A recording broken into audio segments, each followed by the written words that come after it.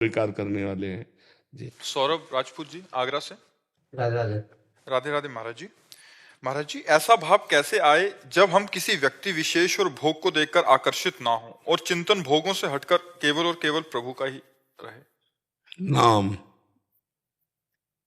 किसका प्रश्न है? जितना नाम जप करोगे उतने हृदय निर्विकार होता है। निर्विकार पवित्र हृदय कहीं आसक्त नहीं होता। मलिन और विकारी हृदय छोटी छोटी गंदी बातों में, छोटी छोटी वस्तु, व्यक्ति, स्थान में वो आसक्त हो जाता है। जितना मलिनता होगी उतने आसक्ति बढ़ेगी जगत में, और जितने निर्मलता होगी उतने निर्विकारता बढ़ेगी, आसक्ति रहित जीवन होगा। ये सब भजन से होता है। विनिश्चितम बदामिते नान्यथा वचांस में हरिम भजन्ति ये नरा भवसागर तरंति ते। ये निश्चित बात तुम्हें बता रहा हूं कि बिना भजन के संसार समुद्र से तरा नहीं जा सकता। बारी मथे घृत होए बरु सिकताते बरु तेल, बिनु हरि भजन न भवतरी या सिद्धांत पेल। तो भव तरने का तात्पर्य आसक्ति रहित हो जाना। कोई इच्छा नहीं है, किसी भी संग का कोई रंग नहीं चढ़ेगा। चाहे भोग सामने हो रहा हो तो भी अपने अंदर निर्विकारता रहे। ऐसी स्थिति भजन से प्राप्त होगी, दूसरे किसी से नहीं। खूब नाम जप करो। जो भगवान का नाम आपको प्रिय हो उस नाम को खूब जप करो। जप करते हो? हाँ, खूब जपो, मतलब डट के जपो, तब काम करेगा। हमारा हृदय जब इस नाम की गूंज से भर जाए, ऐसे करो तो कान में तुम्हें राम राम राम राम, तब जाकर काम बनेगा। जब अतिशय रगड़ करो तो दो लकड़ियों के घर्षण से अग्नि पैदा हो जाती है, नहीं पैदा हो जाती। अरण्य मंथन उसे ही कहते हैं। जब हमारी जबान और राम नाम का घर्षण होगा तो माया भस्म हो जाएगी, ज्ञानाग्नि प्रकट हो जाएगी, सब निर्विकारता आ जाएगी। पर ब्रह्मचर्य, नाम जप, पवित्र आहार, सद्व्यवहार, ये होना चाहिए। अगर हमारा व्यवहार गलत है तो नाम जप का प्रभाव नहीं बन पाएगा। हम व्यभिचारी है तो नाम जप का प्रभाव नहीं बन पाएगा। हमारा आहार गलत है तो नाम जप में रुचि नहीं हो पाएगी। हमारा व्यवहार शुद्ध हो, आहार शुद्ध हो, आचरण शुद्ध हो, नाम जप करो, अभी निर्विकारता आने लगेगी। पर डट के करो लंबे समय तक। सातु दीर्घकाल निरंतर सत्कार सेवितो दृढ़ भूमि। लंबे समय तक आदर पूर्वक खूब नाम जप किया जाए तो दृढ़ भूमि, हृदय में दृढ़ता आ जाएगी। ऐसे जैसे मल के प्रति कोई आकर्षण होता है क्या? मल के प्रति किसी का आकर्षण होता है तो मलमूत्र के द्वारों पर आकर्षण क्यों हो रहा है?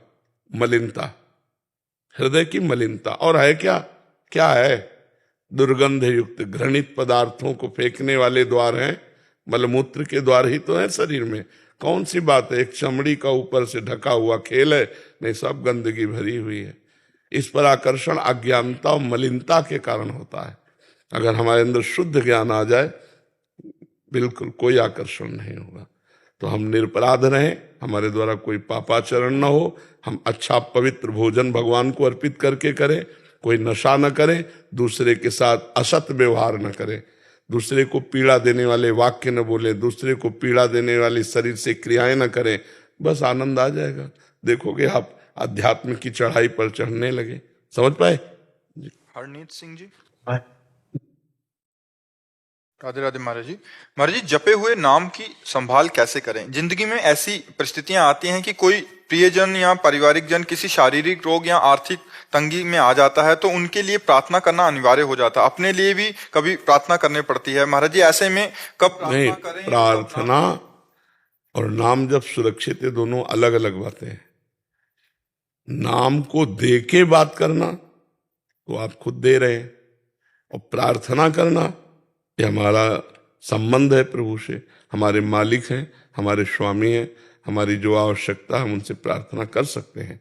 प्रभु अपने लिए या किसी दूसरे के लिए। प्रार्थना में नाम जब खर्चा नहीं होता, समझ रहे? और मैं इतना नाम जप किया और इनको देता हूं और ये ठीक हो जाए, अब इसका प्रभाव हो जाएगा। पर आपके पास नाम जप नहीं रहा, वो उनको दे दिया आपने, अब उसको देने का जो मंगल लाभ होगा वो आपको होगा। तो अपने लोग क्या करते हैं कि पहले नाम जप को सरकारी बैंक में जमा कर देते हैं, भगवान के अर्पित कर देते हैं। उस परमेश्वर को जो नाम जप किया तो हमारा वो भगवान के लॉकर में जमा हो गया। अब हमें कोई भी समस्या, कोई भी कार्य है तो भगवान से प्रार्थना करते हैं। प्रार्थना करते हैं नाम दे के नहीं, दैन्यता पूर्वक कि प्रभु ये संकट आया, आप निवृत्त कर दो। प्रभु इनको बहुत समस्या है, आप निवृत्त कर दो। तो हम भक्त हैं भगवान के, तो हमारी प्रार्थना जब सुन ली जाएगी तो उसका कष्ट निवृत्त हो जाएगा, हमारा भजन भी सुरक्षित बना रहेगा। तो हम हर घंटे, हर मिनट जो भजन करते हैं वो भगवान को समर्पित करते रहे। जो भगवान का नाम जप करते हो उन्हीं भगवान को क्या कहना पड़ेगा कि मैं अंदर से कि हे भगवान, ये 2 घंटे जो नाम जप किया वो आपको समर्पित करता हूं। वो भगवान की बैंक में गया। जब हम किसी को कि अभी 2 घंटे जो नाम जप किया इसके फलस्वरूप ये ठीक हो जाए, तो अगर उसको 50 घंटे नाम जप की जरूरत है तो ठीक नहीं होगा, आपको और करते रहना होगा। और जब वो 50 घंटे उसका हो जाएगा वो ठीक हो जाएगा। तो अगर हमने अपने नाम को भगवान के बैंक में जमा कर दिया तो दियम वस्तु गोविंदम तुभ्यमेव समर्पित, हे भगवान आपकी कृपा से जो भजन हुआ ये मैं आपको समर्पित करता हूं। अब इसके बाद इनके लिए या अपने लिए जो प्रार्थना करनी, प्रभु हमें अमुक समस्या है, अगर आप कृपा करो इसे ठीक कर दो, तो हमारा भजन सुरक्षित रखा हुआ है, हमारी प्रार्थना से वो ठीक हो गया। ठीक है ना जी। यश जी दिल्ली से। राधे राधे गुरु जी। महाराज जी, गुरु बनाने के बाद भजन सिमरन करना जरूरी है? गुरु मिलने के बाद हमें बाहर वाली पूजा पाठ करना जरूरी है? भीतर वाली कर लो, अगर भीतर कर सकते हो। गुरु बनाया क्या है? आर्मी के बाद, आर्मी में भर्ती होने के बाद गोली चलाना आवश्यक है? ऐसा प्रश्न बनता है क्या?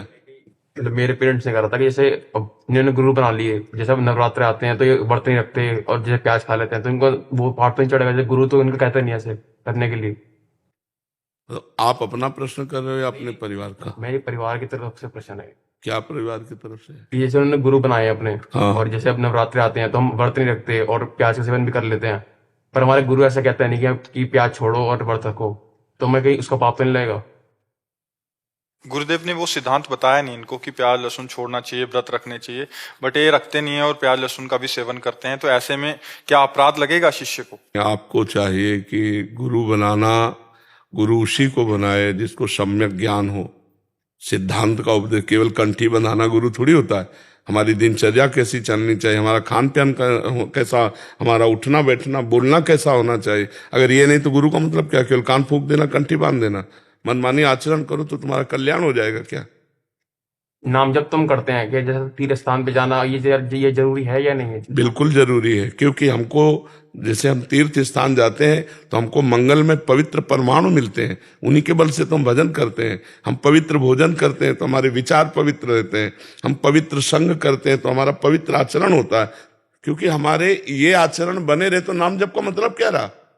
हमारे इन आचरणों का त्याग हो और हम अच्छे आदमी बने, हम दूसरों का मंगल करने वाले बने, हमारे विचार सबको अनुकूल पड़े, तब तो बात समझ में आती है। तो हमें लगता है गुरु तभी बनावे जब हम अपने आचरणों को बदलने की भावना रखें। यदि आप अच्छी बातें यहाँ सुन रहे हैं और अपने जीवन में धारण करें तो हो गया ना गुरु मंत्र, कि हमको एक बात वहां से मिली, एक बात वहां से मिली, एक बात वहां से मिली, तो हम सब संतों की बातें जोड़ते तो हम खुद संत बन जाएंगे। अच्छी अच्छी बातें ग्रहण करना ही तो गुरु की बनाने की बात है।